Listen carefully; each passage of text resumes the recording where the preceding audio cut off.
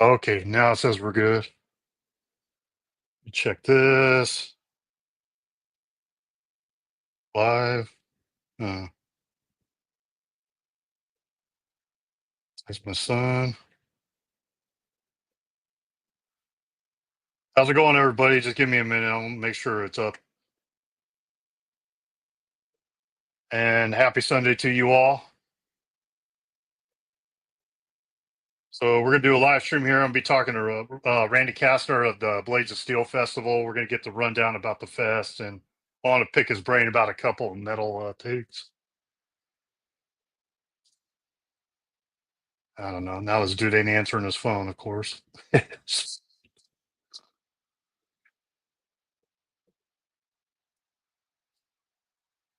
Alrighty.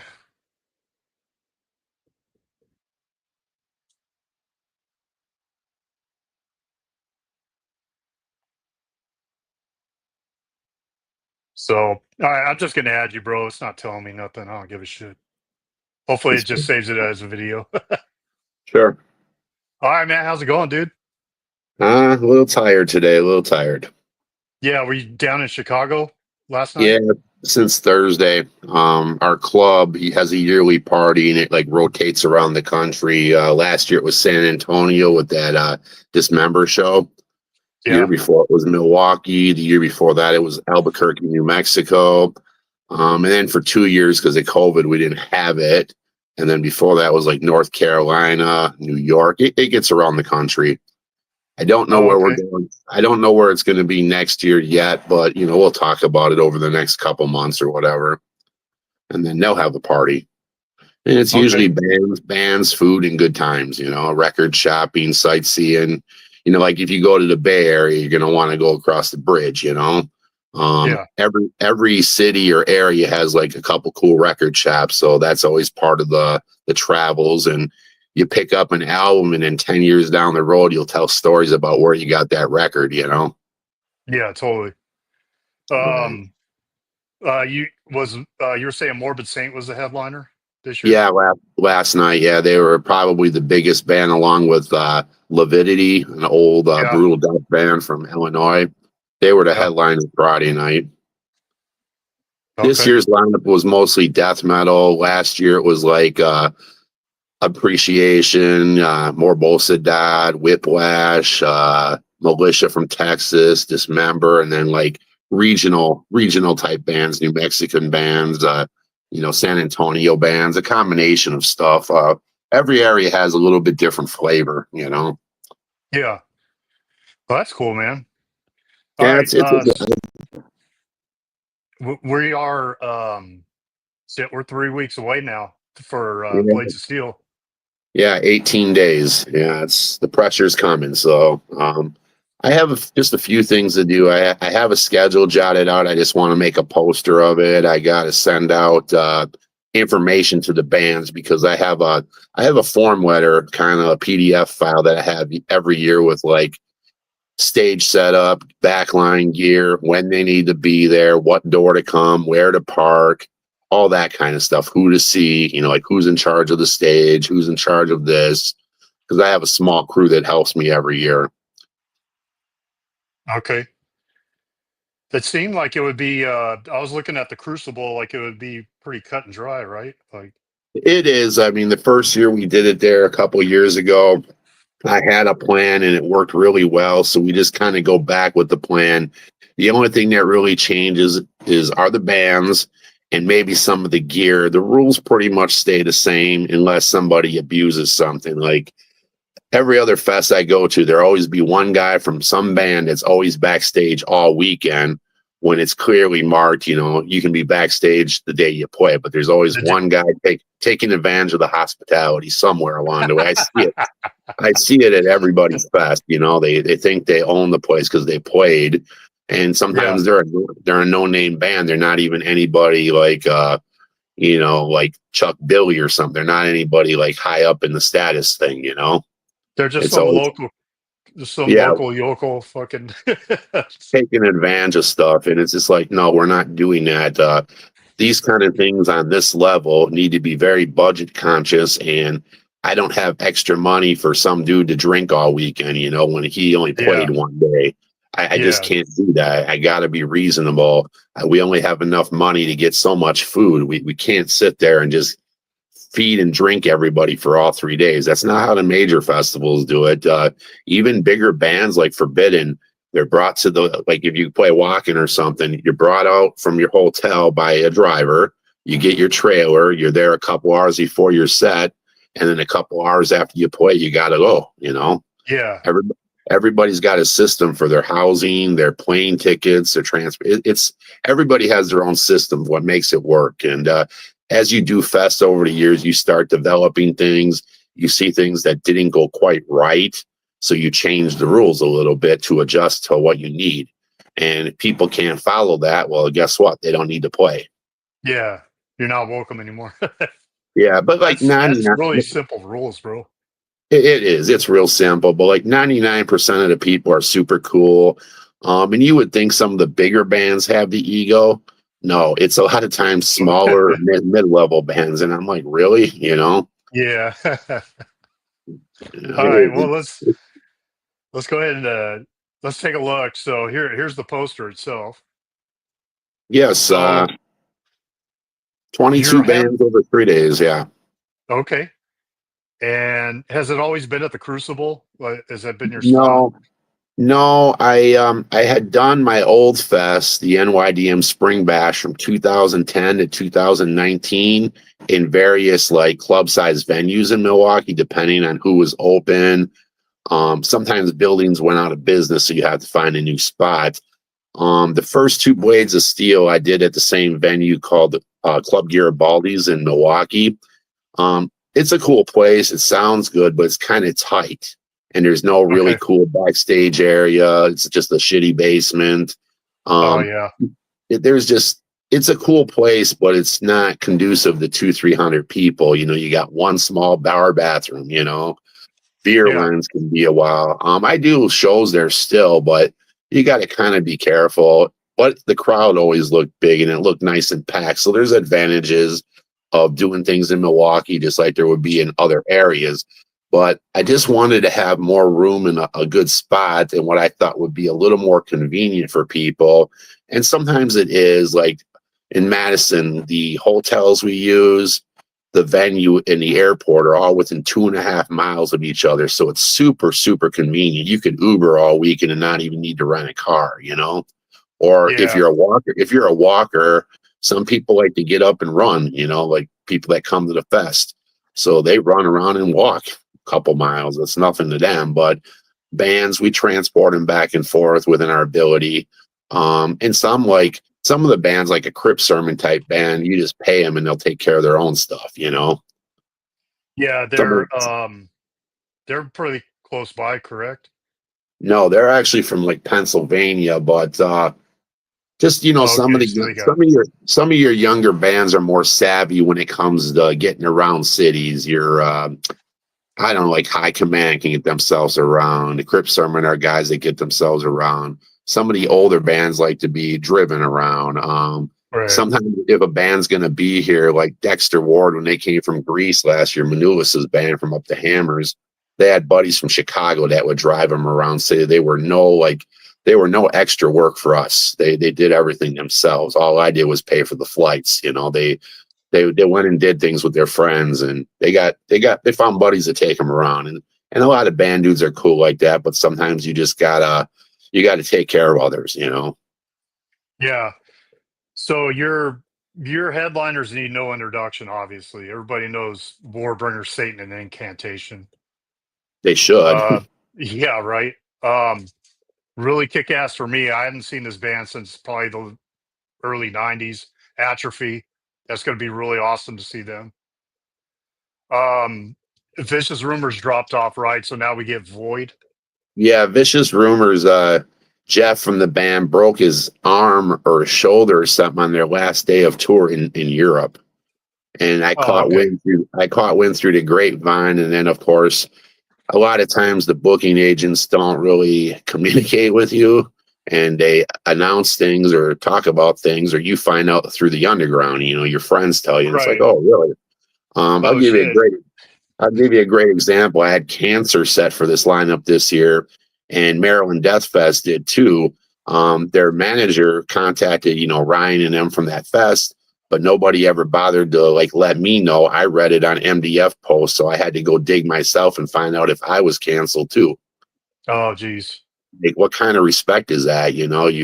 I know I'm not big fest like Maryland, but geez, like, be professional. They Yeah. want to promote. People want promoters to be professional. How about band agents? How about you be professional and give me a heads up before everybody else knows? Yeah, Um, you need to reach out to all the parties involved so that they know what the fuck's going on, yeah, I have to read it on MDF postings, and that's And then fine. go ask. Yeah, and then I have to go ask, and I don't got no issue with MDF. It's a great fest, but why do I gotta like not be contacted? I'm part of that equation too in U.S. shows. Yeah, So absolutely. I get kind of rubbed the wrong way. I realize we're just a middle-sized fest, but it's still, you want to have respect within the scene and a good integrity and a good attitude and everything. And then, oh, now you feel like you're second rate because you have to find out through friends in the underground of what happened. It's like, oh, well, that's nice. And everybody knows. Like, a lot of times when I get a cancellation, everybody knows before I do. And when I do find out, I'm at my job for 12 hours. I'm like, well, hey, this would have been nice to know, and then while you're at work, you're getting blasted in the email. What happened? What are you going to do? Blah, blah, blah. And I'm like, that's a good question.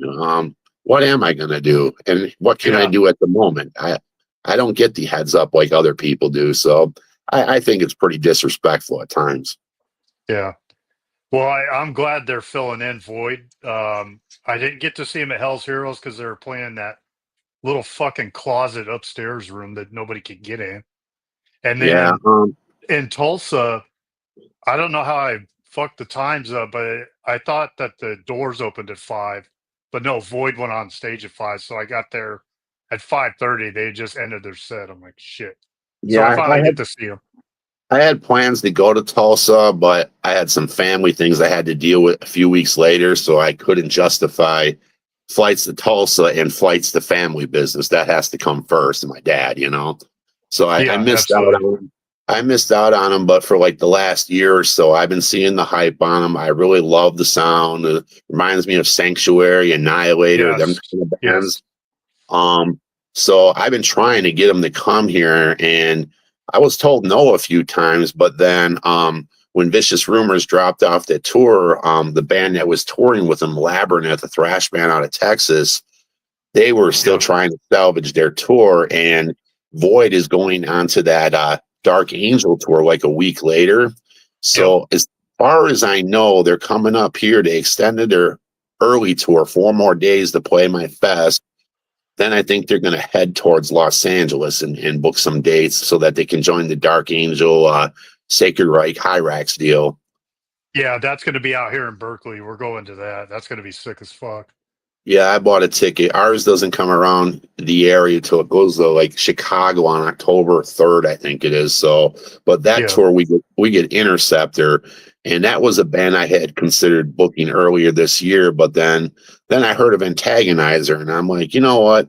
Both bands are good, but Yep. the Antagonizer people seem absolutely crazy, and I'm like, I gotta have that. Yeah. And And I had that's met. I'll go into the bands that I wasn't familiar with. So I've been, creating a playlist the last few weeks, just trying to familiarize myself. Antagonizer for sure. High Command sick as fuck. Me Mistreater. Breaker sick as fuck. Coffin Rot. Bray Road. All these bands are killer, man. The stuff that I've heard that I wasn't familiar with. Yeah, unfortunately, when you have a smaller fest and you don't have the budget of a Hell's Heroes, you're able to get cool bands that can play those other fests. But let's face it, I can't have 18 headliners on a 300 person type fest. I can only sell a Yeah. couple hundred tickets. All the Yeah. hype The goes to money those doesn't make big. sense. Yeah, Yeah. all the hype goes to the gigantic and big fest, and you got to find up and coming good bands and give them a platform. And I know Void's been around for a little bit and they played bigger things, but I think sometimes the people in my area don't know like some of the stuff that's happening. Like right now with Breaker, Mean Mistreater, and Void, and there's one more in there. Those are some pretty cool bands that are brand new. Yep. And I like to see them kind of bands play here. And of course, they're going to play bigger and better things down the road. But I think, like with a band like Void, I think this is my only chance. I think after this Dark Angel tour, however they're doing, and I know they're Yep. playing Keep It True Rising in Germany, I think they're just going to become too popular and too big for a guy like me to be able to make happen. So this is like Yeah, exactly. my one shot. Not that I don't have the capability. I've been booking shows for 17 years, so there should be something to say for that. But there's a reality. These bands blow up and then they're just not affordable, and Yeah. you And miss I can out. see And Interceptor doing the same thing. That's right after yeah, this Dark Angel tour. It's going to be them and Void are going to be probably next level if I had to guess. yeah, and that's Um, great for them. That is totally great for those bands. I have no issue with that. But sometimes it's just a smaller event just cannot. It's like a timing issue. Like I know after that Dark Angel thing, man, Void is going to blow up more the more people hear them, and it's just going to get to the point when they get booker or bigger booking agents or they'll get on some cool tours, it'll be impossible. It reminds me like 4 years ago in Forest out of Virginia. There they played with Exhumed, yep. and they played and they were with Bewitcher, and I forgot who the other band was on that tour. I had the tour here. I didn't have to pay a whole lot for them, but then right after that, Enforce was playing all kind of killer tours, and now it's nearly impossible for me to get like a band that's only been around like a half a decade. It's like, well, how is this? Yeah. But these bands blow up, and it just becomes not affordable anymore. And then Mulder, this will be, I've seen him 3 times. Well, the last time was the Cleveland show. We listened to him outside because we couldn't get in. Right, right. Sorry about that. Tried, but No, I was hanging on a bunch of people's legs. Hey, hook me up, homie. It didn't yeah. work out, but it was all good. And I then, just got yeah, lucky go to ahead. get a ticket. I got lucky to get a ticket. I knew I was going to go to Dead by Dog, and I'm pretty good friends with like Paul from Embalmer and guys like that. We go back like 20 years, and those guys have always been very, very fucking cool to me. Great Yeah, friends, but kind of guys you don't see for a couple of years, and when you run into them at like Maryland, hey, what's up, man? Have a beer, and you just pick up where you left off. yeah, absolutely. And that's the Um, beauty of the true underground people, not the yes, posers and scene people no, and the picture takers. I'm talking the true men and women that are there for metal. Those bonds get built. There's nothing I can say about it. And the longer you've been around, the more cool people you meet. And a lot of them are very true. Just like Jill, who passed away from Funerus. I known her about 15 to 18 years, always a super down to earth lady. And I'd run into her now and then, even though she was sick, she'd get out to shows, especially in the Pittsburgh area where she lives. And it was more of a treat to see her than it was to see the fest. And yeah. Was she unfortunately, had diabetes or something? Because she was pretty diabetes. young. She's my age. She's 54 years old. I think she's a couple months older than me, but she'd been sick for, I'd say, at least 12 years. I had diabetes. I know she had heart issues. And there's a whole plethora of other things, but that lady, man, she was tough, real She tough. seemed cool as shit.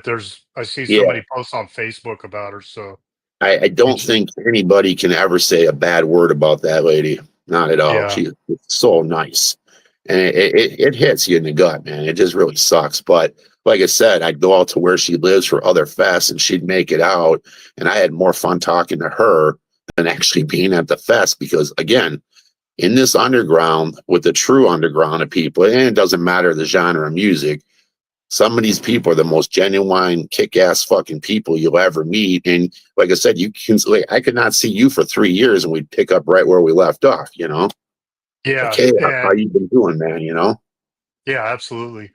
Matter of fact, Adam Annis here. That was the first time I met you. Was when that fucking the rain out and that shitty weather in Houston, and Adam Annis opened, and I only got to see like 1.5 songs of him. So I'm stoked Right. they're on here. I get to see them in your town. Right. And I finally got to see him in their town when I went out to the Stormbringer Fest a couple months ago too. I was on a roll. I went to 3 festivals, 3 weekends in a row. So Oh, nice. it just timed out, and they were smaller fests, more affordable. and I always had somebody to hang out with to save on the hotel bill and the car rentals and all that kind of stuff. So, like I said, Yeah. it's a very cool thing if you meet the right people, you know. Yeah. Hopefully they play Misbegotten Dream. That's like one of my favorite songs by them. And I don't know if they played it down there, but hopefully they play it. If you guys are listening into the future watching this video. Right. Yeah, Labyrinth. Oh yeah, I go ahead, brother. I met Adam Manis at a different festival, and Evans, he's a different dude, but he's super cool. And I think it was the last time I went to Texas, he was like asking if they could play it. And I'm like, well, hell yeah, why not? Your music sounds solid to me. It's the kind of metal I like. I said, yeah, we'll talk about it. And then, as time goes on, you just make it all work. Oh, good, good. And then Labyrinth. yeah, go ahead. Yeah, Labyrinth. I met the George kid down in Hell's Heroes, but like a lot of these metal people you got on Facebook, you just get friend requests and you check out their pages. Okay, I'll check this dude out. Add him as a friend, and then sometimes they'll be pushy and like, oh, check out my band. Sometimes they'll be laid back, or they just want to talk metal with other metal people. And all right, cool. And sometimes you make friends with people, and or at least a good relationship. And then, he gave me a CD, a demo CD or something. And it sounded all right. And I still wasn't sure I was going to book him. But then as my plan develops, different bands affect different things I'm going to do. And if I pick a certain band, then this set of bands goes well with it. I just that's how I kind of do it. It's no favoritism. It's no good old boys, just pick your friend bands. It's not even always bands I like. It's sometimes certain bands click with other ideals, and that's how you develop a lineup. Like, let's say I got the Cro-Mags or something to play, my lineup would be definitely different. I wouldn't have Adam Manis with the Cro-Mags. You know what I mean? It Oh, just okay. I see. it wouldn't necessarily work, but I can do Incantation and Atrophy that work. Absolutely. Because But if I'm you not right. face it, if you brought out the Cro-Mags, you're gonna bring out a bunch of hardcore kids that may not want to see the rest of this stuff. Right, and they won't come, and then now you're wasting a band slot. So Yes, exactly. you would have to develop like what I did with DRI like 4 years ago. It was DRI, Realm, Defiance from California, and then somehow, some way, I got hooked up with the Mordred dudes, and I added them kind of like in the last month of booking the fest, and it was a cool but different kind of lineup because you had that funk metal that Mordred is known for, and Defiance I actually loved as a young guy, and I met up Yeah, with Void them. Terra Firma's the shit, dude. Yeah, I noticed that they were reforming like what was it like 5-8 years ago, and I'm like, yeah, I got to try to get that. And then I hit up Mike Kostman, and I said, here's the deal. This is what I can do for you. And they wanted to play, and then the COVID thing struck, so they held on with me for like 3 years, man, until we were able to do it. So I appreciate that. Sometimes bands they just can't, but these guys are pretty true to their word. They helped within the budget. Everybody was happy. It didn't cost anybody any extra money. And I was happy to have a band that I liked as a young guy, and then Realm were local guys from back in my day. And they just happened to be doing a few reunion shows. And I grew up with those guys. So that worked. And then with the date shifting during COVID, DRI became available. And I'm like, perfect. So I was Yeah, able to get the stars align sometimes, and a lot of yeah. times they don't. But that year of that Blades of Steel, the first one, stars aligned. Even though Oh, COVID okay. COVID put a niche in it, we had to be delayed for like 2 years. But I was able to recover every time somebody had to drop. I was able to figure something out. Yeah. Okay. That was let me finish the lineup and then I'll ask you that question that kind of relates to what you were just saying. So Labyrinth, I did catch them at that heavy metal market. Um yeah, they're pretty good. Belushi Speedball, that band's super fun. I saw him in Milwaukee like 2 years ago, last year. Right. That's that Yeah. guitarist. He does those wheel kicks and shit while he's playing. Yeah, they played Full Terror Assault, and I don't know if I was there that year, but I heard a lot of craziness from that show, and I kind of dug it. I don't mind like the pizza thrash style stuff, and they're kind of funny dudes, and I thought like it would be good for like the newer heads, you know, the younger guys that come to shows Yeah. now that are into those kind of bands. And my buddy, he's like a Athanar from Midnight fucking fan worship dude, and he wears costumes just like Athanar does. Yeah, And I seen the yeah, pictures. yeah, Or yeah, yeah, he's a real big dude, Joe. He messaged me one time because he's not a show booker, and he's like, "Well, I want to book Belushi Speedball in Milwaukee," and I'm like, "Well," I said, "Why don't I help you? You know, try to help them out so booking agents don't screw you over because you know they will do that to somebody who doesn't know what's going on." And yeah, something didn't work out with that, and I said, and I messaged him back one day. I'm like, "Hey, you got that contact for the Belushi Speedball booking guy?" And he's like, "Yeah, I'll give it to you." And I said, "I'll tell you what, I'll give it a shot." And I managed to make a deal pretty quickly with the booking guy for them, and it was very, very reasonable. They sounded like a lot of fun dudes, like super cool guys. So you know, why not have a little bit fun? I don't care what kind of metal I have on there. I don't care if I have Faster Pussycat or Voivod, you know. yep, I just like to have a good time. And if people don't like the lineup, well, you know, we'll take a bathroom break, go get something to eat, or don't come. You know, yeah, when I go to festivals and there's bands that I don't really dig, that's when I go take a piss, you know, yeah, exactly. get Go, something like to you eat. said, go grab a beer, get something to eat. And Yeah. dude, like back in the day when we were hella young, yeah, you'd fight somebody like Faster Pussycat. But these days, I'll go watch Faster Pussycat. I don't care. Yeah, I mean, you're probably in my age group. I started Yeah, going I'm to shows. 51. Yeah, I turned 54 next month. So, yeah, Yeah, exactly. Back in the early days, the mid 80s, when I started going to shows and really hearing those classic bands like Hollow's Eve and At War and all that kind of stuff. Yeah, we weren't big fans of the poser dudes, but 35, 40 years later, I can appreciate how everything contributed to this kind of like shit we're into. Hardcore punk bands, the glam bands, the fucking sleazy rock bands, you know, doom metal bands like Trouble or fucking great, Candlemass. So yep. I kind of just like it all, you know, and if people don't like that, I really don't care. I'm old now, you know. Don't give a fuck. Yeah. No, So I, I your don't. your first, yeah, go ahead, brother. I don't care. You know, I do what I want to do, you know. Same with going to Exactly. festivals. If I go to a festival, like I said, if there's a handful of bands I'm not into, I'll go do something else. I won't get on the internet and bitch that they booked a band I don't like. I don't care, you know. Right. I go there to have fun, man. And I'm not a fun person, but I have fun in my own ways. And like I said, if I don't like something, I'll go do something else. I'll go talk shit with people, you know. Yeah. I don't get So on the internet and bitch about the lineups. I don't care. no, no, me neither. So 2022 was your first Blades. Yes, the ideal started in 2019 when I ended my old fest, the NYDM Spring Bash. I was burned out after 10 years, but I went to Germany to keep it true. And then the ideal came up again because I asked about booking Satan. And that's why the fest is called Blades of Steel after the Satan song. I managed to get reinvigorated while I was out in Germany for that week. And I'm like, you know what? I could do something else. And let's name it after the band Satan because I was going to book them.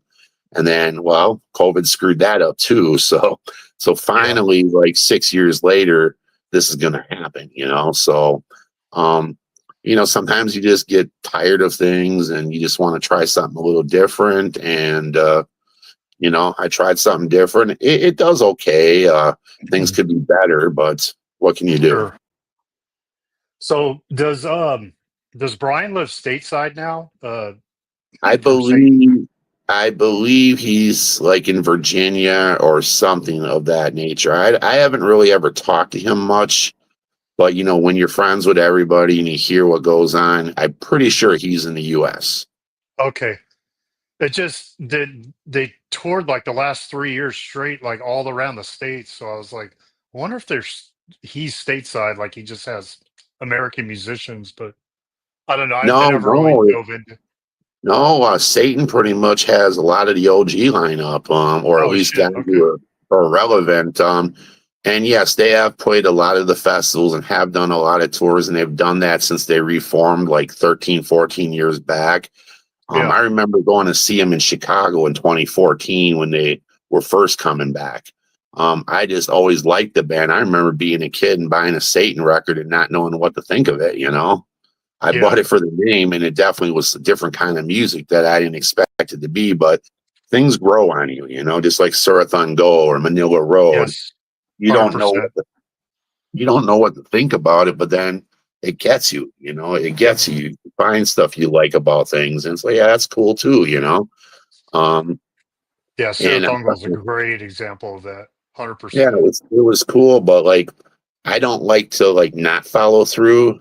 So if I like died after the fest, I accomplished the goal of what I wanted to do in the first place, and that was to bring Satan to my fest after a fest they're named after. You know what I mean? After one of their songs. So it's only taken me 6 years to get this done, but you know, you try and you try and you try again, and I do realize a lot of people seen them, but they actually only played Wisconsin once 2 years ago, and the epitome of that is they played Wisconsin at the same time the festival they're named after played. It was just I couldn't believe it. I'm that guy with that kind of like black cloud over me or that shit luck. It's like during the booking of the 2023 Blades of Steel, I had Cyclone on that original lineup, and I had lost him due to the US visa deal. So I'm like, well, what do I do? So I reached out to some people, and I had Razor booked for a day.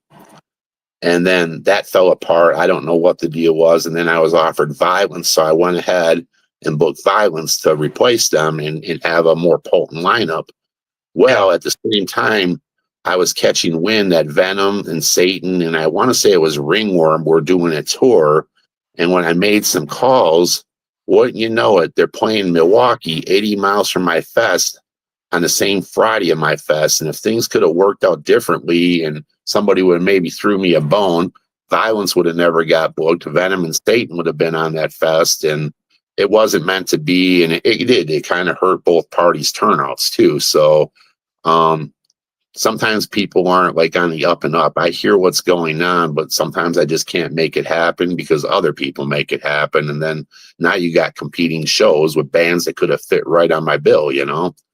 But Yeah. anyways, the long of it is now 6 years later, it should finally happen. Okay. It's So that's yeah. it's crazy. And this has happened to me before. I had Nunslaughter booked in 2013 for my old fest. I got sick. I had a kidney transplant back then. Didn't do the fest, and Jim Kanye died like a year later. And then Nunslaughter was on hold for a while. And then finally, 9 years later, Nunslaughter played the fest for me. This is Oh yeah. this is the kind of crazy, chaotic pain in the ass things can be sometimes. But I try not to give up, and eventually things come around, and it works. But that's how my festival booking goes. It's very strange. That's interesting, man. Yeah. So your sponsors down here, are these vendors or what is Um, this? basically, let's see. The Door is the local record shop. Okay. Sadistic Distro is a distro from Texas. I met the guy down there at one of the festivals. He wanted to come up and vend, and some of the dudes I've had in the past aren't available, so I reach out to people. One is the local college radio station. I'm going to go on their show, I want to say in about 2 weeks, the Monday before the fest, and do like a 3-hour promo. And what we'll do there is we'll give away some tickets, and we'll play all bands playing the fest Okay. for like That an sounds hour or cool. whatever. I don't know what else is on there. There's the venue logo. I don't have it pulled up right now. Meadow Haven Records, that's a Chicago, like he owned a store, but now he just sets up at festivals. I just seen the guy this weekend. He was set up where I was at. Okay. Um, There's I the can't. Mosh. Yeah, that's the Mosh Pit. That's the local college radio station. Oh, that's it. Okay. And then we have a group of guys out here. They're like punk rock metal dudes. They have their own like promotional thing. One of the bands that's playing on there's a local band called Rune Dweller, and that guy books like a lot of cool shows in the Madison area. And he's helping me big time, like promote to his crowd. Okay, Super, that's cool. super cool. The dude is super cool. He's came to all the fest over the years. He spends money on a ticket, and this year it worked out where we could book him. So Oh, okay. when people support me, I'm more than likely going to try to help you too. If you don't support me or you just come and play and never support, you're probably never coming back. We do have an issue, I think, out here, and I address it all the time.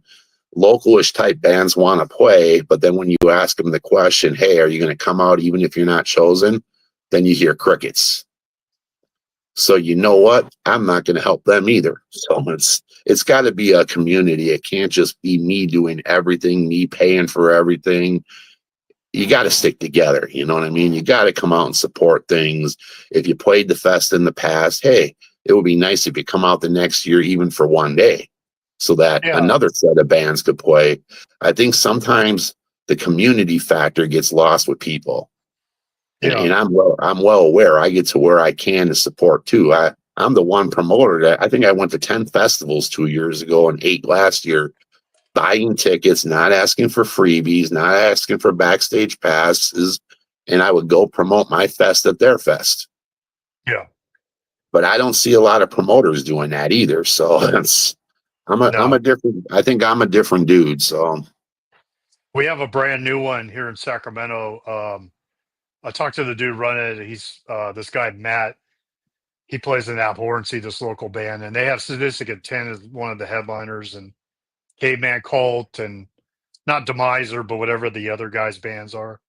And I'm gonna go to that, even though I talked to Matt about some other things. But dude, I'm showing up to support the fucking show. It's in my town, dude. Come on.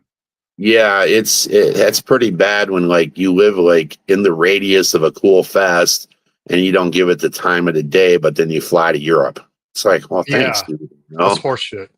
Yeah, it is bullshit. And me being my age now and just to the point I am in life, I start saying shit to people. I just don't care. And if that makes me a bad guy for calling out like the truth and the way the underground should be, so be it, man. At least I'm honest about it.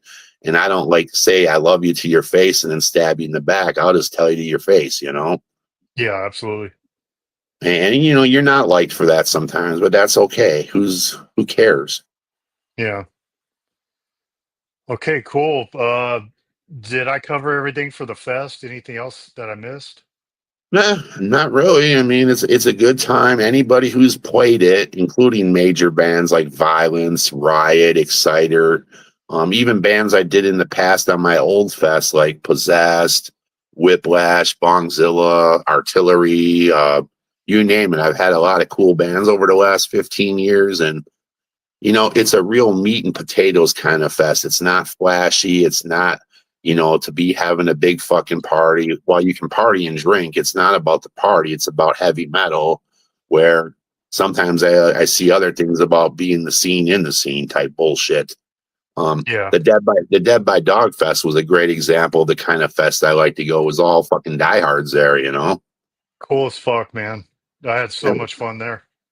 Yeah, Met a that's lot of really cool people. that's the zone I'm in. I'll go to like big fests, but I really like where it's at, like in the underground. Yeah. Yeah, perfect example. Yeah, for sure. And I was trying to come out last year, dude. It was going to be my plan, but my wife, she was out of town, and that's when my kid just turned 18, and he didn't have a job yet. So Well, I'm coming to this one. I already got my ticket. I think what it is, and I have this thing, especially within my club, or even as being a member of the metals, the metal underground here. My question to people is, why wouldn't you want to go do things? I always want to do things, even 40 years into going shows, but I do realize that sometimes I can't, but it's not for Yeah. not wanting to. Yeah, Jobs exactly. get in the way, children get in the way. And I don't mean that in a negative way. You have other responsibilities. You got Yeah, shit's life always happens for going on. sure. Yeah, life definitely happens. But if you're into this kind of music and you wanted to continue new school, old school, you should want to go to these things. My vacation days from work, every fucking year, I plan around shit I want to do. Yep. Now, I may have a list of 15 things that I want to go to for sure, but I might only make 10 because life does get in the way. But Yeah. I always want to do it. And I just can't understand, like, if you're an underground metalhead type of a person, you love this shit, like, there's got to be, like, you got to want to do this and you got to, like, make it happen. You know, you got to try to do these things. But yeah, life gets in the way. I have an interesting thing to tell you. I went to Greece one year for Up to Hammers Fest, and I met these cats out there, and I gave them my flyer, and they're like, well, that's a really cool fest. I wish I could go. But they say it's too far. And they're right. It is far. But here's the deal. It's far for me to get out there. Absolutely. So, like, when people say things are too far, not really. Not if you want to do it. If you Yes, want to life. do it, you'll get there. Yeah. Yeah, you'll try to Which get there. is something I want to bring up. We were chatting about, but I Yeah, just want to make sure I covered everything for Blades before I yeah. move on. So let me I go think. ahead and so you and I kind of talked about this and talking about traveling, right? Yeah, that lineup is cool. You know. I know you said it was one of yours. It's definitely mine, but Running Wild, definitely a Yes. bucket list band for me. I know you said you had three total, right? Bucket Yeah, list on that. bands. Yeah, I have Angel Witch, Sabotage, and Running Wild. Those are three of the most important bands to me that I never got to see for whatever reason. And yes, I had opportunity when Sabotage played with Megadeth, but that was also at a time when you're like 15 years old and you don't really have a lot of money. And back in the 80s, it was harder for your mom and dad to let you do things, you know, and you missed out through the years. And then you get in your middle life where you have kids and you just can't afford things because you got a family.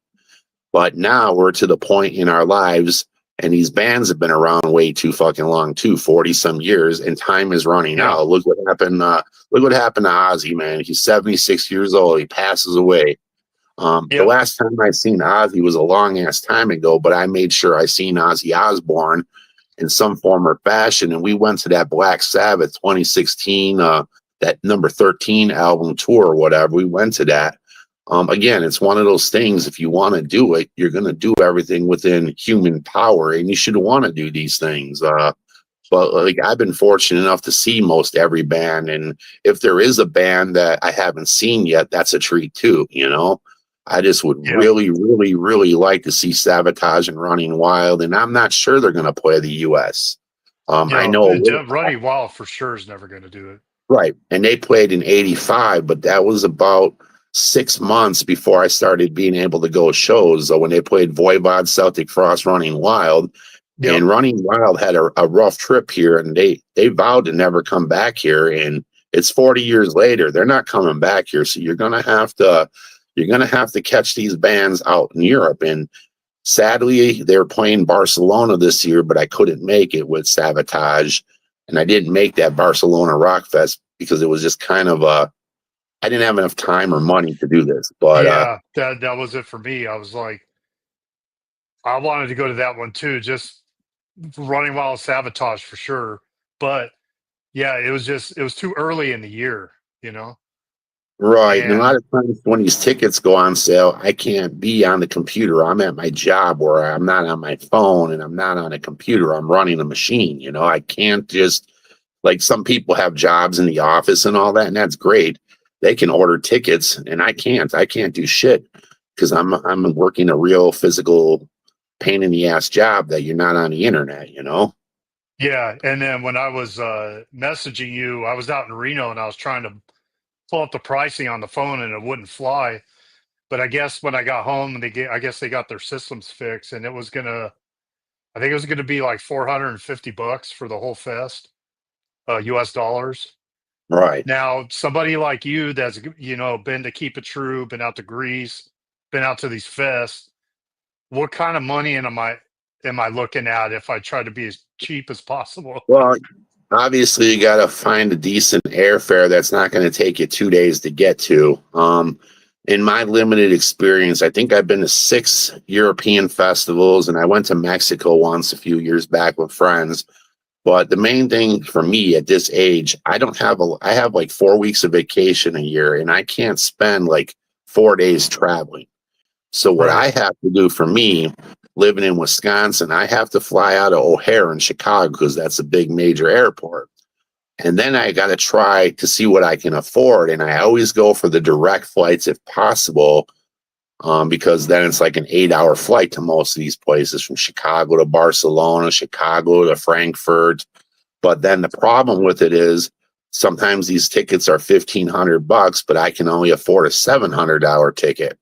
So now you got to take a stop in Iceland or some other shit. And now an 8-hour flight turns into a 16-hour flight, you know, and Right. it eats into your vacation time. And then the next thing for me is, if I know somebody somewhere, I hook up with friends in those cities. But if it's like Barcelona, I don't know anybody there, and I don't know the lay of the land, and I don't know what the festival hotels are that they use. So that makes it a little more trickier. But if you have a group of people like that know some shit, you just go with what they know and just hope for the best. As far as hotel costs, that varies from country to country. Some of these places, the food, you know, is it all food trucks? Is it $1,500 beers? Are you there to eat? Are you there to buy merch?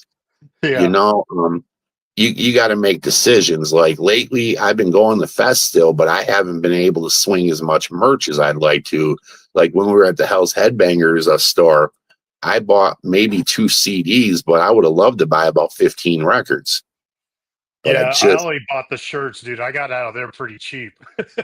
but you know, you go into a place like that and you don't realize how much shit they got from other labels and what they sell. And it's like, holy fuck.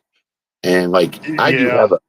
I do have a hefty collection that's behind me here, but man, sometimes you go to this shit and you're like, you see some shit, you don't know what it is, or something you forgot about, you know, like a band you forgot about. And it's like, holy fuck, you know, I need that. And then you want this and that. So I guess it depends on what if you're just trying to do the bare bones basics. I don't know how much camping is, but people sleep in sleeping bags. But you know, a place like Waken has like 100,000 people, 80,000 people, and it's rainy, it's muddy. I think that Yeah. fest would I was kill. gonna say, dude, I don't know if you can see this, but is this what we want to deal with? You know, are I we mean, that come on. crazy? Yeah. Are we that crazy? Is seeing Running Wild worth all that fucking misery? You know? Yeah, and this is 2 years in a row, dude. Like last year was fucked up too.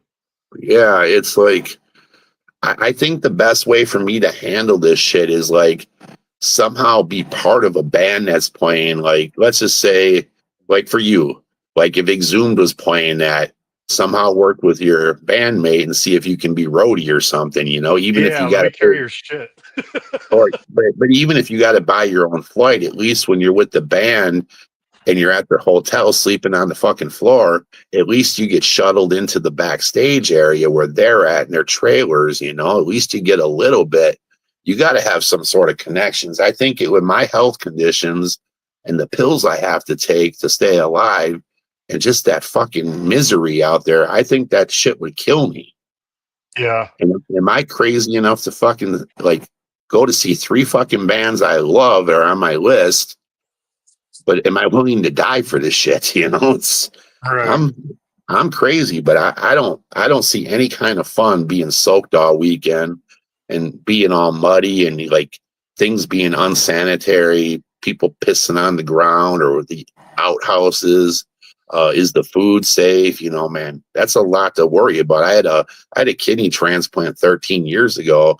I'm careful, but man, I don't know, man. Yeah, it's a tough call. Um, But you got to I realize we have one more year till Running Wild will probably no longer play. So it's like, yeah. fuck. So this would be the time, and if it's like all in 3 grandish, maybe if you're thinking maybe that's it.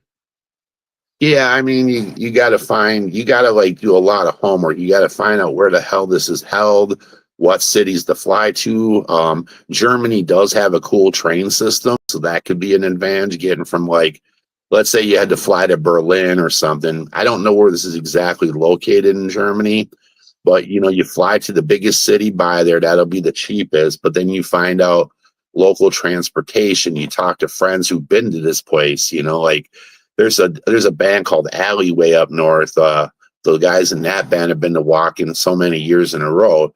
If I hit them up and ask them what they do, then I would have to follow what they do because they're the ones who've done this shit. But there's Yeah. some tough cats. They sleep in the mud and shit. I don't know, man. Yeah, I'm good, dude. Like I would probably, I know they do shuttle buses to, I know it's not Berlin, it's south of that. I don't know if it's Munich. I think Munich might be the closest city. Um, and just take the bus to the hotels, and just get a hotel package. I'm Right. thinking that would be because I have a sleep machine. I don't know about you, but I can't sit out in the mud and not have my machine. Yeah, well, like me with my kidney transplant pills, I can't not be taking my pills good because they got fucking soaked. Yeah, yeah, Even if you put them in a Ziploc bag, what if you like get hurt and you fall in the mud and now your shit is ruined? It's really that kind of like you're gonna kill yourself to see Running Wild, man. What the fuck? Um, I'm crazy sometimes, and I've went to great extremes, man. But what if you get sick from some of the food and you get like fucking the shits? yeah. Oh my god, man! It just how That's like miserable. holy. Yeah, how miserable do you want to be, man? And I'm 54 this year. It's shit's tough, man. I'm not strong like I was in my 30s before I got sick. Yeah, 100%, dude.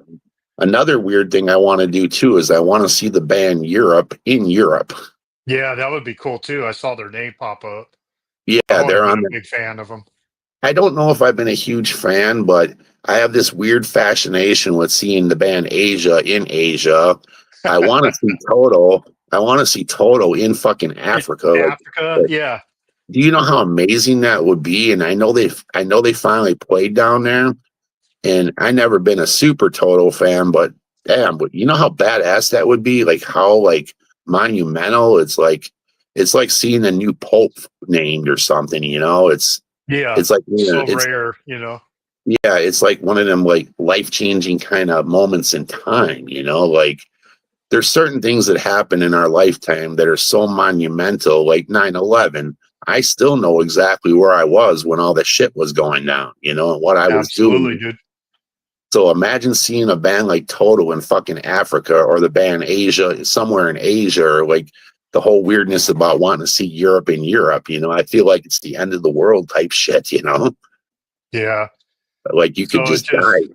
if you It's just one of, cross go ahead. yourself and like protect yourself and just say, fuck it, I'm going to do it. Like this is probably going to be the Vakken to go to.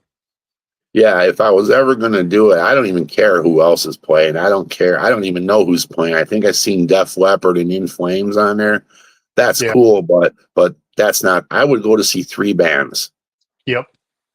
and everything else is a bonus. But like I said, I don't know if I'll even live. Yeah. It's it's that would be the most craziest, insane shit I would ever do if that ever happened. Yeah. Shit, dude, we've been doing this almost an hour. This has been a lot of fun. Oh, these things are good, and I know sometimes I go off on tangents and shit, but I love to talk about this stuff. This like my wife is awesome, my family is great, my job is whatever, but heavy metal, I feel is like even to this day, the music itself is so magical. It gets you through things. Like as you know, I have that giant Fates Warning tattoo on my back. In Yeah. the worst of times that I've had in life, and everybody goes through these things, so it's not a matter of feeling sorry for yourself, but in the worst of times, this kind of music somehow pulls a lot of people through, Yep. and $100%, dude. it's everything, like the shit behind it, the politics and all the fucking scene dramas. I don't give a fuck about none of that. But and sadly I'm involved sometimes with shit I don't want to be involved in. But like even doing the fest is it's a real fucking labor of love. You got to be stupid to do this shit. You really Yeah. got to be nuts in some sort of way, or you got to have like the heart of a lion or something. You just got to be fucking totally nuts to do this shit, or totally loving this shit. to put Labor up of with, like, love, dude. And yeah, exactly. just like Matt was telling you in Milwaukee, he's like, I would never fucking run a fest, dude. And I'm like, you just got to be that guy, man. Yeah, but Matt has talent. I don't. You know what I mean? Matt is so Maybe too fucking much cool. talent. The motherfuckers stretch so far. It's like, bro. Yeah, but he's still, dude, after all these years and after all the cool shit he's done, he's still like one of the fucking boys. You know what I mean? Yeah. Yeah. Just, These dudes, and ask King Folly one time, like some of these motherfuckers in these bands, and I know I'm nobody, but some of these people think they're fucking gods, but then you get a guy like Matt who's just a still the same old regular fucking dude, you know? yeah. And that's the Yeah. underground, that's the fucking metal I like. The dudes who are still like fans of the music and still cool as shit. And you know, they don't let Yeah. the shit go to their heads. Yeah. Him, Cole, and Daryl, dude, like they're Ross, they're all the same guys. Me and my buddy Mansoor walked up to in the Omni back in '89 and said, bro, you need some. We're wearing our general surgery t-shirts and we're all, yeah, you need some better influences, bro.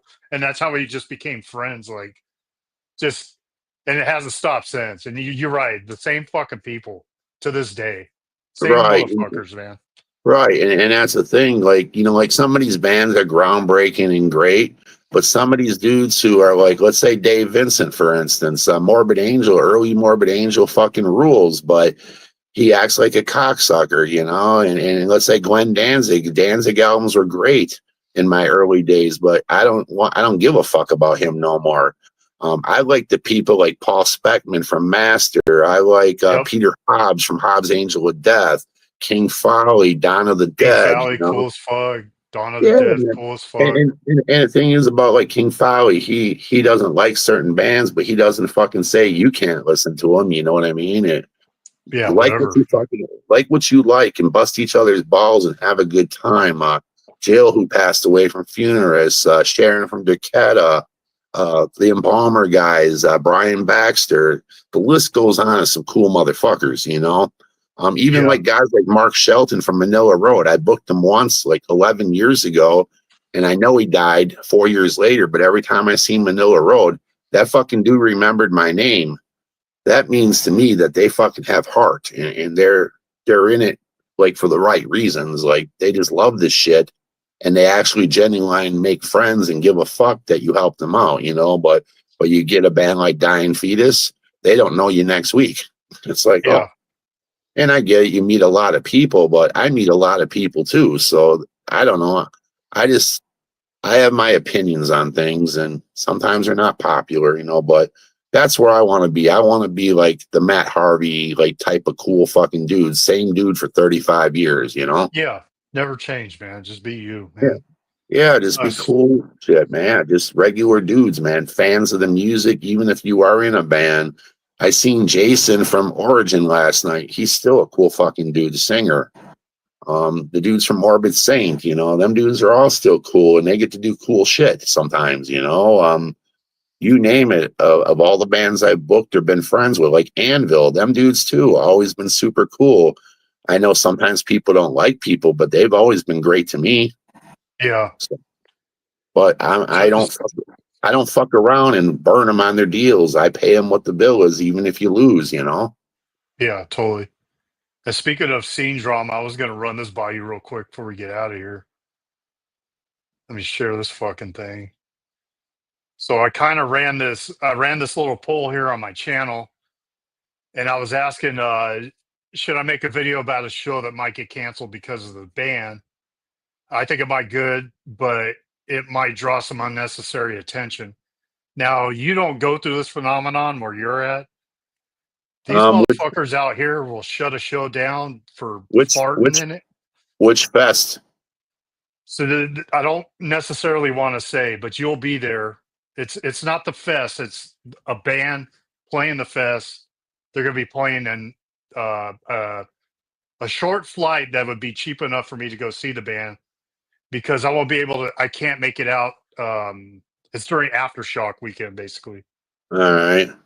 Um, so I'm not going to mention. I'm not going to do a video on it because it's already almost 50-50 with no. So, All right. I'll have to take a look at that a little better and see. yeah, maybe read between lines or whatever. Yeah, this is what I do. Like, how can I put this? If I don't like something, I just don't go. If I don't agree to, let's say, a certain kind of music band or whatever, I'm just not going. If it's going to be something that's going to ruin my reputation, I'm not going. Not because I'm scared. I'm just not going to be part of something I don't want to be part of. But the people who book things that could be something, they have to stick by their principles. They gotta they gotta be all in instead of being canceling. You know what I mean? If you're gonna do something, you got to do it all the way through. Me, Yeah. I'm not gonna do certain things because it's just not gonna work in my life. And I'm not gonna risk my livelihood over shit I don't believe in, if that makes sense. Yeah. Um, and I don't like every metal band. I'm just going to support what I like, and the things I don't give a shit about, I'm just not going to talk about, and I'm not going to make it an issue because I think in the world with the cancel culture, I think people either got to be for or against or stick to their guns. And if you want no part of something, don't be part of it. But if you're going to do something, then you got to see it through. And when Yeah. people try to force you, like with the deal with Absu last year, Oh um, God. Yeah, that's a perfect example. um, like I told the promoter, I said, now that you did it, you got to stick with it because the kind of band you're in, you're a black metal musician, and that's how that scene works. You don't want to be labeled as whatever, but he did alienate some people that are fans of that fest and they're not going. But what I did notice is some of the people who wanted to boycott last year will be coming back this year. But, some people are going to stick to their guns that are on that side of the equation and they're not ever going to coming back. So I guess it depends on what you want to be known for, what you really want to do as a promoter. As a fan, I'm just not going to go. If it's something that's going to fuck my shit up, I'm just not going to be there. Yeah, and Because now I see Apsu's getting booked all over. So it's maybe we've kind of turned the page on some of this shit. And this maybe, individual that I'm referring to was just on a famous Canadian YouTube channel as an interview. So I don't know, maybe times are different. Maybe Marduk can come back to Oakland and not get fucking canceled. Shit well, like that. what I can tell you, and this is an interesting thing, is when I was at Milwaukee Metal Fest this year, I was backstage with Evil Dead, and I did run into Jasta, and he knows exactly who I am.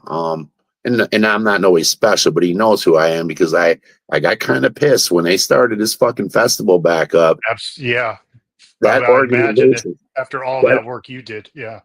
yeah, I'm gonna automatically get outshined. Okay, that's fine.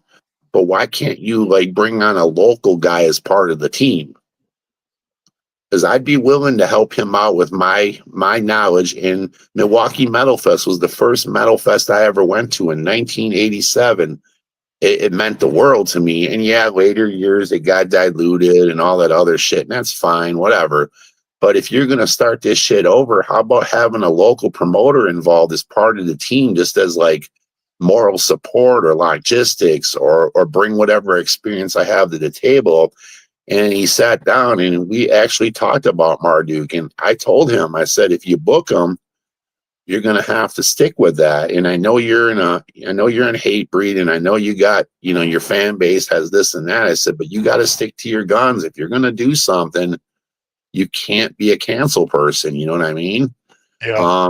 And he understood it. And I said, be prepared. I said, he had Down this year, and obviously Phil Ensemble's been a controversial figure. Now, 100%.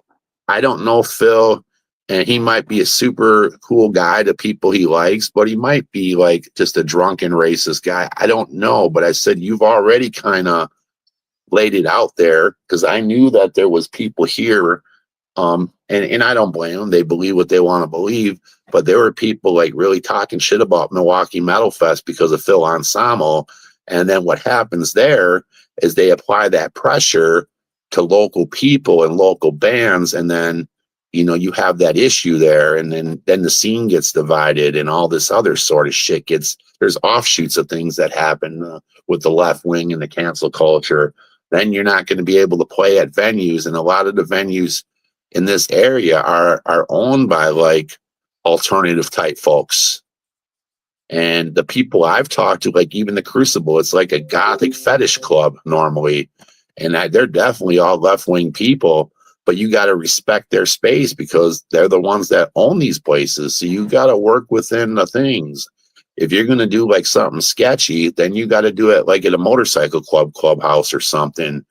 You just got to be able to deal with like all the elements. You got to deal with like the peer pressure, the boycotting, the shit talking on the internet.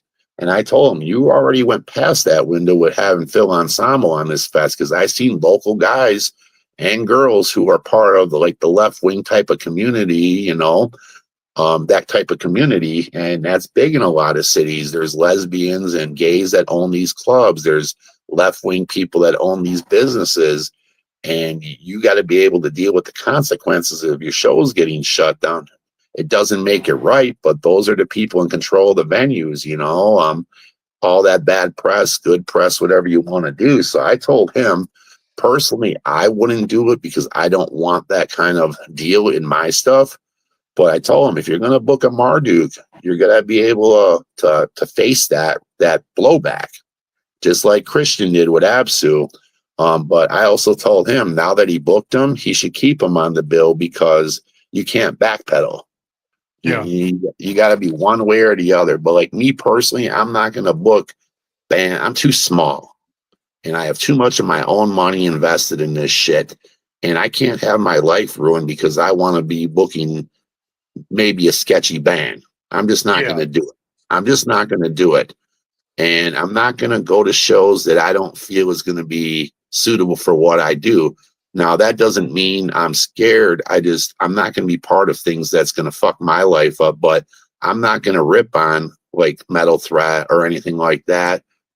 I'm not going to be that guy. I'm not going to start that shit. Just like I said about festival lineups, if there's bands I don't want to see, I'm going to go take a shit or have a beer or eat some food or go shopping or go take a nap back at the hotel or whatever. I'm just not involved in all that cancel shit. Yeah. But I that's do what I saw on some of the posts after that all happened. People were like, oh, you motherfuckers talk shit about Absu. Where were you? You weren't. And dudes were like posting pictures of flipping from the parking lot. I went and drank a beer. So exactly, just go do something else. I'm 54. I don't need the chaos and the drama in my life. I don't need to be labeled a racist or any of that shit. That's not me. I'm just a regular dude working a regular job with a regular wife, a fan of metal music. But if you're going to do something, you got to be all in or all out. And for me, I'm just not going to do shit. And I'm not going to like if Graveland's supposed to play that fest in Chicago area, I'm just not going to go because I don't need to be at the show and some bozo fucking idiot Nazi fucking dude is saluting fucking the band or whatever. And I happen to be in that picture. Because then is that at Metal Threat too? Yeah, they haven't announced it literally, but the way the artwork is, you just know.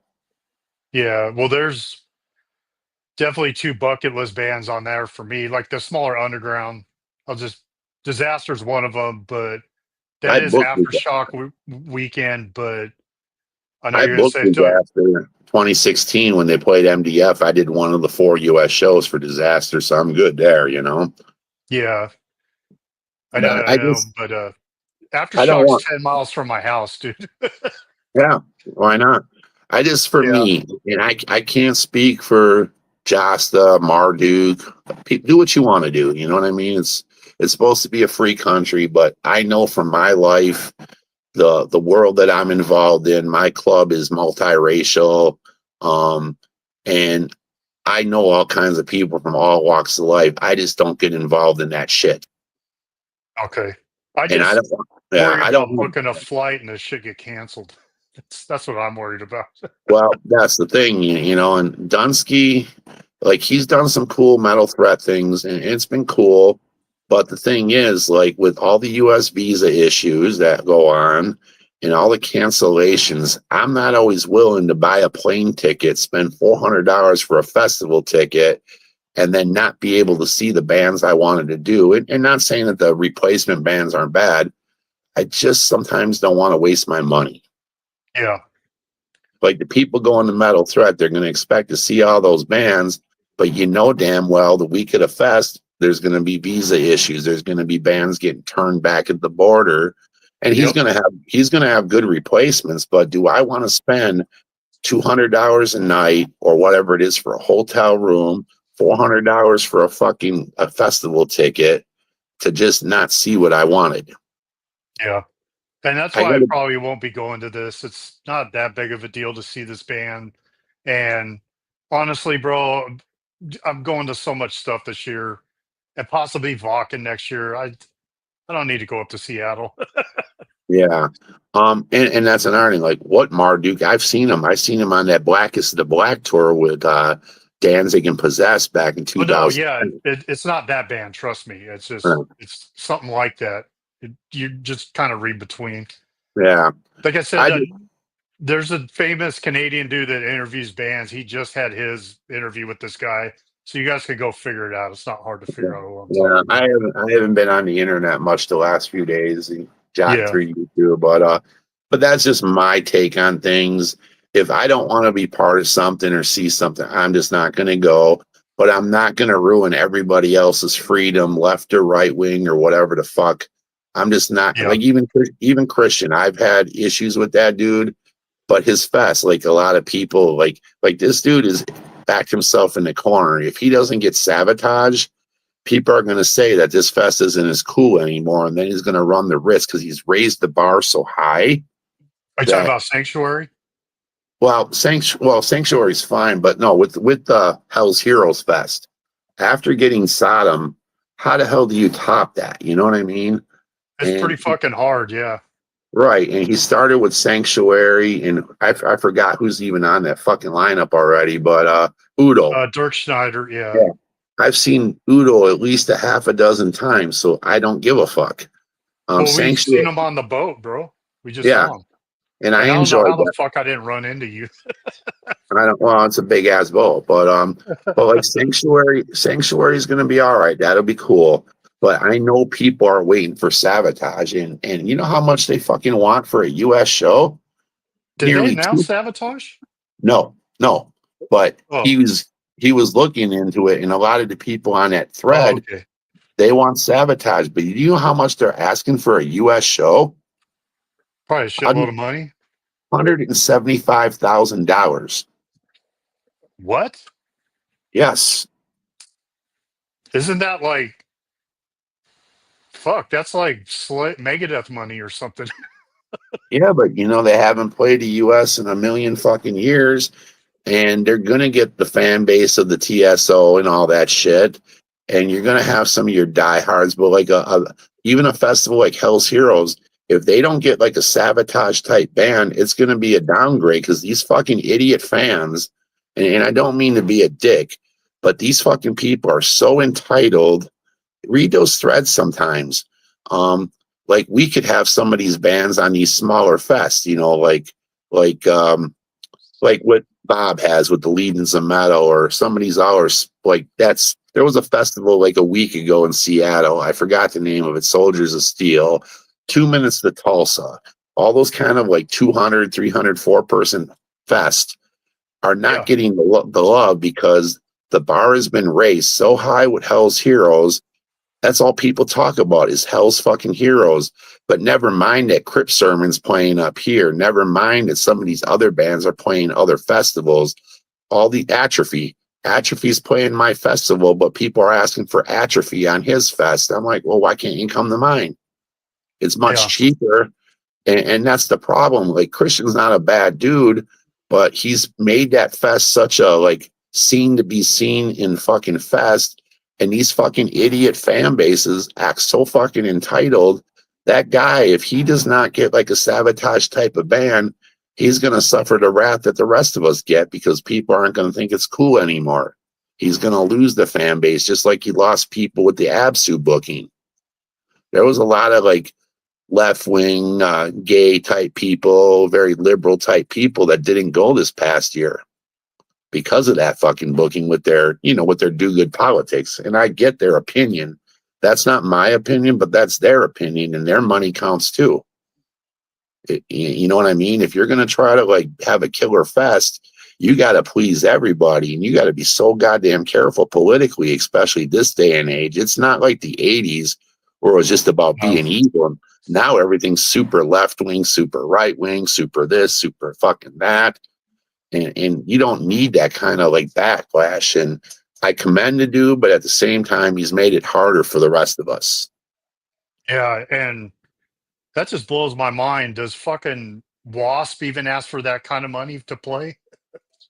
I don't know. Like those big festivals like Hellfest, they have all the fucking money in the world. So, what does Guns N' Roses charge? Who knows? But you got to figure like Metallica's Yeah, at least 80,000 people. Yeah. but Metallica's like $1 million show plus band. Probably Yeah, and 5 million they a show. played two nights out here at Aftershock, but if you have 50,000 people and the ticket, like a 1 day ticket's $200. Yeah, So people yeah, have you money got for that. fucking truckloads of money coming in to pay these assholes. Well, here's my thing, and no disrespect to bands like Metallica. I seen them back in the day. I have not seen them for 30 some years, and I don't give a fuck. But you have these metalhead people, the people on the fringe. I call them the Metallica metalheads, the mainstream guys. Oh, Metallica, Slayer, blah. You know how those fucking guys are. Yeah. But that's or Slipknot or Disturbed, like that's all metal to them, but it's really not. Yeah. It's No. radio rock. It has overtones. Yeah, Godsmack has like metalish guitars, a distortion and stuff. I get it, but like it's the old saying, you like metal, like J Dog. What's heavier than Pantera and all that kind of shit. There's a definite like a line there, but there's people on that edge, the fringe people, the Metallica type metalheads. If I get a bunch of those people at my fest, I'm successful. But if I don't get a bunch of those people, it's just the super diehard underground people that come. Yeah. So it's a different kind of vibe that these fests have. And they'll have Guns N' Roses, and they'll have these like newer bands, and they'll have the Foo Fighters, but everybody thinks they're metal, but they're really not, But these humans are fucking stupid, is what it is, Yeah, It just 100%. it's so much. Look at these House Heroes threads, really. Look at them sometimes. Just dig through the comments, and you're gonna see how entitled people are. I would like to see Sabotage too, but I'm not gonna like go crazy on the dude because he can't book them. It's too much money. And even Yeah, like and I wouldn't expect if those fucks are asking for that kind of money, I wouldn't want Christian to fucking shell out for that band. no, but these people are gonna be relentless on the dude, man, because he failed. You know what I'm saying? I'm gonna lie. I would like to see Sabotage, but I don't want to see the dude fucking like get pulverized. And then you have these ungrateful, unappreciative fucking people. You'll see it, man. If you look at things as a promoter like I do, and I know you see things different, but I look at this shit, and even my fest, people always tell me I've had great lineups. And my question is, well, why didn't you come? Well, blah, blah, blah. Well, what do you mean? If I have a great lineup, why aren't you supporting it? You know what I mean? It baffles my fucking mind, man. It's just like, are you serious? Like, there, I think, unfortunately, humanity and even metalheads in general have forgotten where the fuck they come from. They're ungrateful. The metal scene now expects the most extreme, the biggest, and the baddest fest, and not everybody can do that. And even Right. Maryland, dude, Maryland's had to go through that too, and that's probably the best U.S. fest for me. I've been to 8 of them fucking things, and they ask for the impossible, and even Maryland can't do that shit sometimes. It just Yeah. this fan base is fucking bullshit, man. They're expecting they're expecting like you to get all this crazy shit, but then they'll bitch because the ticket's $400. It's Right. like I don't know, man. I'm just very disappointed with metalheads in general, and that doesn't mean metal or metal people. It just means the Just the entitlement. entitlement of these people. Yeah. Like, I asked these people, hey, if you can do better, why don't you fucking book a fest? I'll say shit to people because even if Christian and I have been at odds over the years, I still understand what it takes to do this shit on whatever level. And I really get sick of these ungrateful son of a bitches out there. They really are. They're not guys like you. They're not guys like me. These fucking people are ungrateful, want what they fucking. I'll tell you the shit I go through. Sometimes, like this year, I got asked why Atrophy's playing on Saturday instead of Friday because somebody wanted to see the bands on Friday plus Atrophy. And I said, dude, you got to have a balanced lineup so you have 3 days worth of people coming. You know what I mean? But these Yeah. people, they want these festivals custom to what they can do and what they want to see. It's like, wow, dude, you are Dude, such an ungrateful. I'll give you a great example. The motherfucker's coming over to my house like in an hour. He's bringing some drinks. It's gonna be hot as fuck out here. But he was just bitching that Testament got switched with a Power Trip at Aftershock. And I told him, dude, that fucking Friday set is all Bay Area thrash, dude. It's like Exodus, Testament, the Death Angel. It just goes on and on. Danny Whitmer smart enough to switch Testament over so that you got motherfuckers coming Thursday to see some Bay Area thrash. It's like Right. there's an entitled motherfucker right there, and he's coming over. I'm gonna give him Yeah. shit. Hey, dude, I mentioned you on a fucking live stream. It baffles me but you got to understand when you're doing 100 bands or 20 bands, people have lives, they have schedules. You can't make everything work for Joe Small, who's maybe not even going to come. Right. He's just talking about it and Yeah, just well, I'd being come, but displeased about something. yeah, it's like, dude, you ungrateful cocksucker. And I'm really, I'm sorry to have to be like this, but I'm starting to become that old man. Get off my fucking lawn.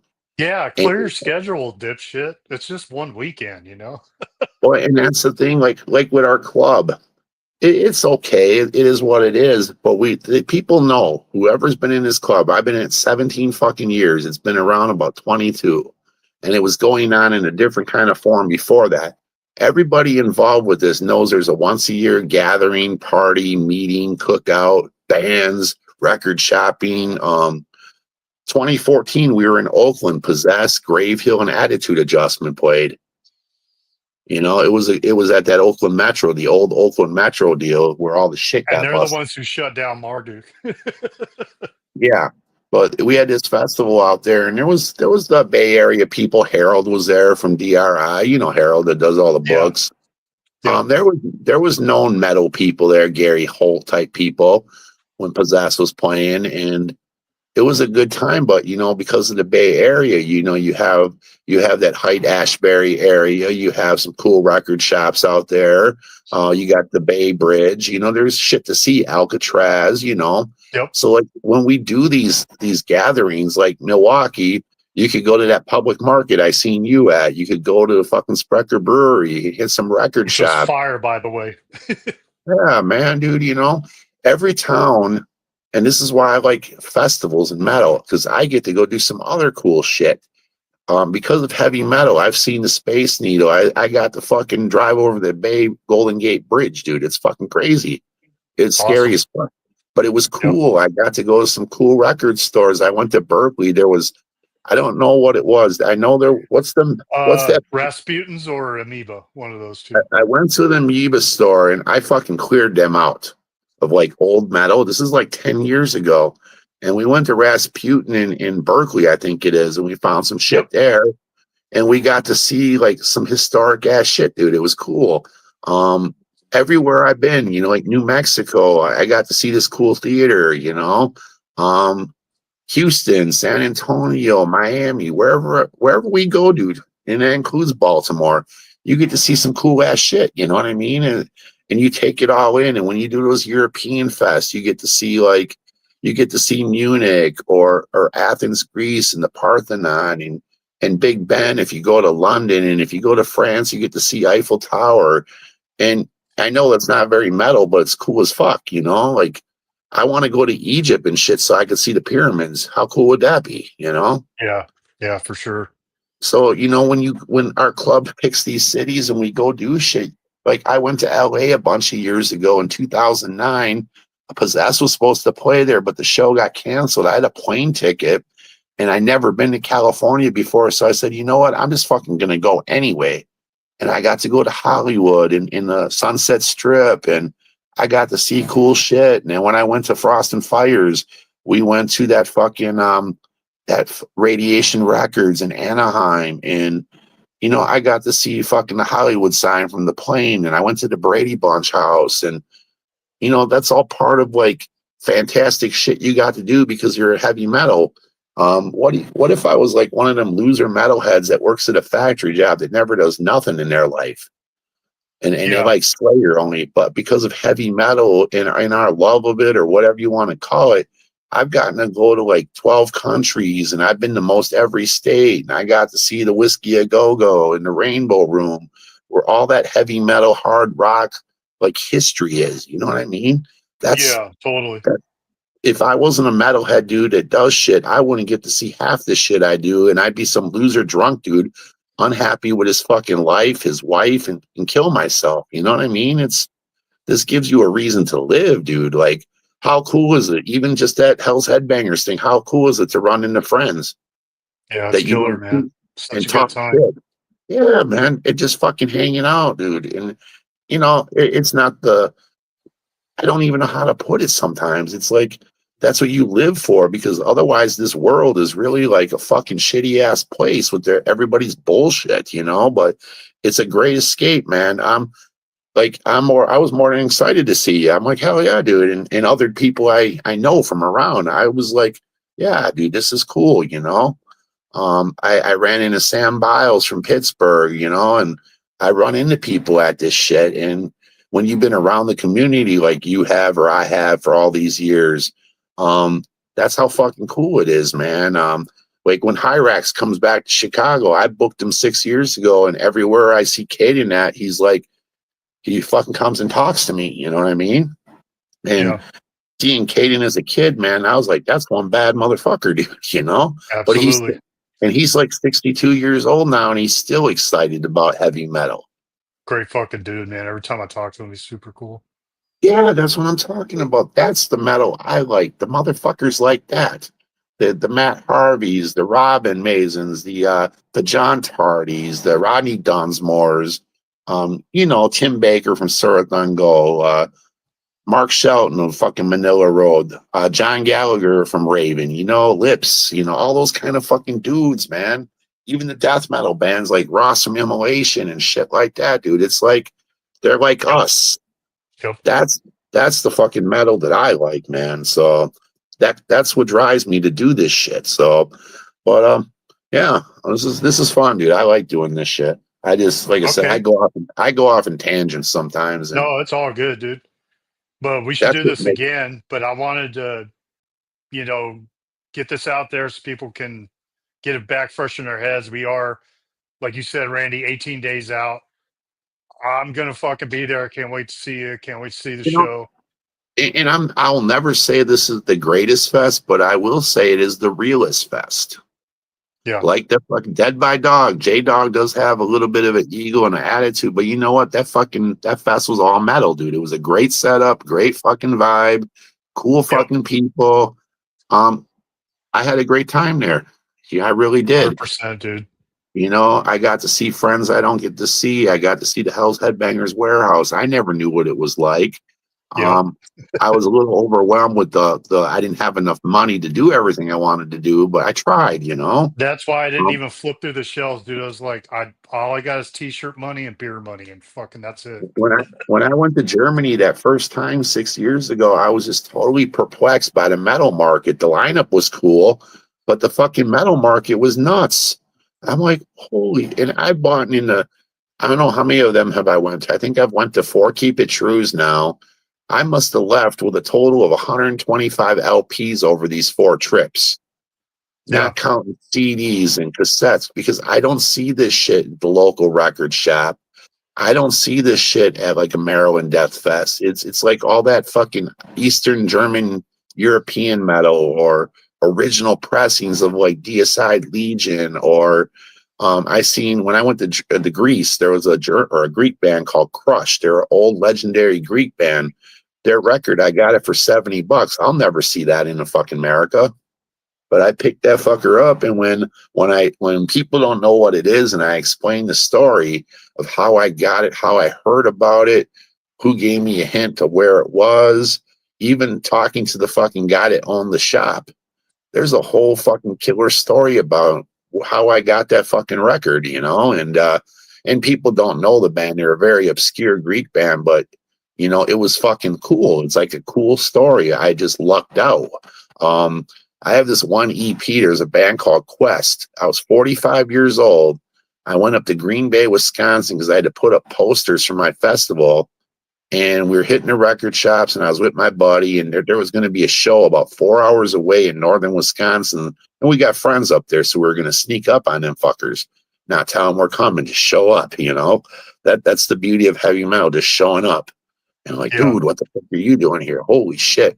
But I went into this fucking store. It was called Rock and Roll Land, and they had a very, very tiny fucking amount of metal, like maybe 30 fucking records. And I pulled out this band Quest. It's a 4-song private press, regular heavy metal EP. 2 songs are really good.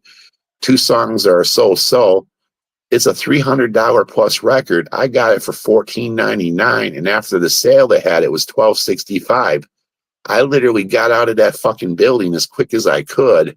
I didn't say a word to that fucking shop owner or whatever. And I left with a $300 record for $12.65. And it was my birthday and shit. Happy birthday, homie. Yeah, well, it was like 9 years ago, but it was like, that's the most fucked up story. You know what I mean? It's like, wow. Score. Yeah. Yeah. Because this dude must not have known what he fucking had. And I'm not saying it's the greatest record, but it's one of those expensive records because it's just so fucking rare, Yeah. And I don't know if anybody will ever repress it. I'll send you like a link sometime of like the tracks on it. It's not the greatest thing, but just kind of cool. And I knew I got a $300 record for $12. Yeah.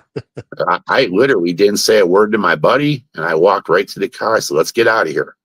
He's like, what? And I told him the story behind it. And he's like, holy fuck. I'm like, dude, we got to shut the fuck up and get out of here before the shop owner realizes. But that's the beauty of records. I can tell you stories of where I got a record from. I mean, not always, but I remember where I got a lot of shit from over the years and where I got it from and how I got it. And the story, like I have a Death Scream Bloody Gore record, original, autographed by Chuck. I can tell you the story of when I got it, where, and how cool it was. I still got this fucking record autographed. I won't ever play it, but I have that son of a bitch. And when people come over and they see that shit, they're like, holy fuck, And every now and then, we could do another one, like pick out 5 of your records to talk about. We could do another live stream. That'd be cool. Like after I get back from Blades, we could do a show review and then see how that goes, and then have like 5 records off to the side and bring that Death be one of them.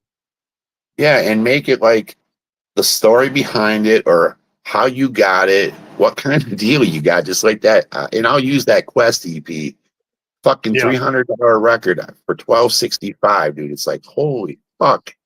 And just like that Greek band Crush, and it may not be your style, but I still haven't seen the band, and I had 3 chances to see them, and luck would have it I didn't make it, or they had to cancel, or like it's just not meant to be. That's my life. It took me 9 years to get Nunslaughter to Wisconsin.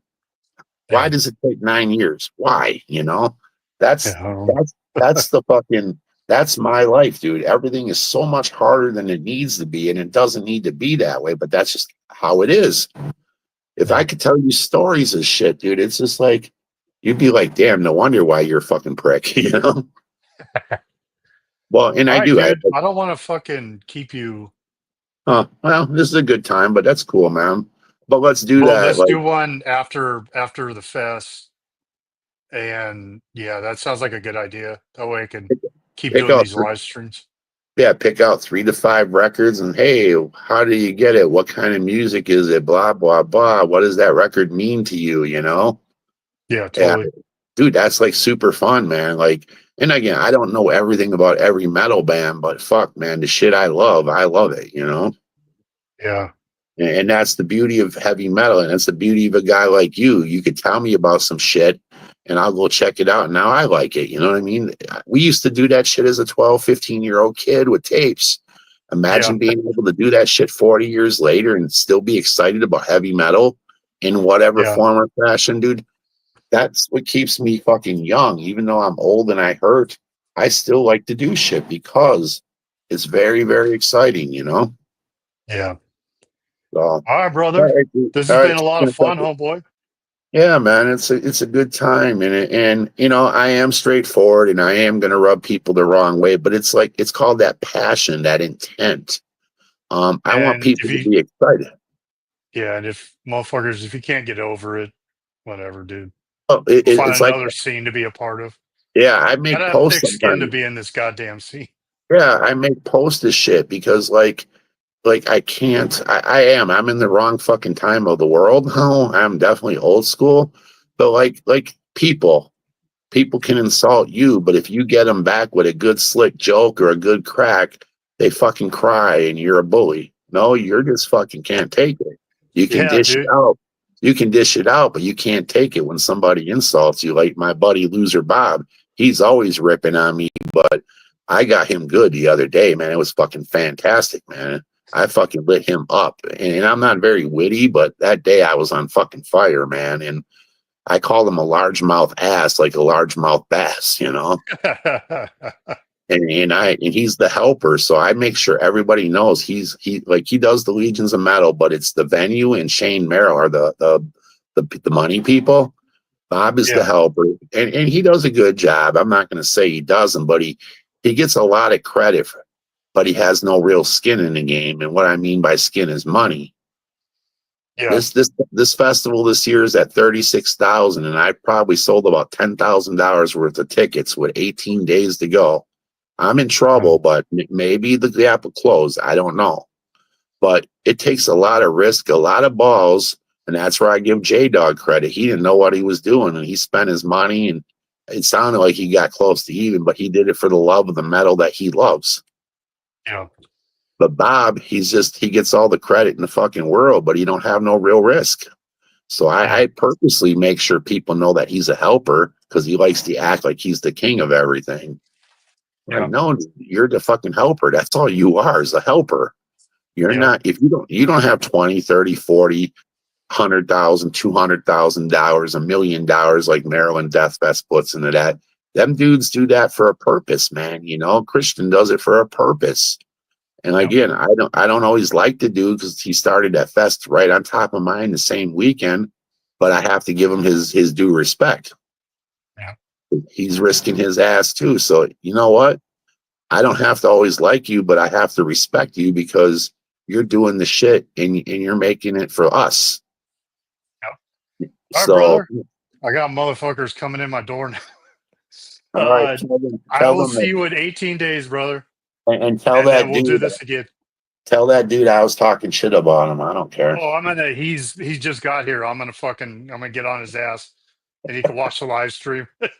All right, cool. All right, homeboy. I'll see you in a few weeks. Yep, Later, dude. thanks.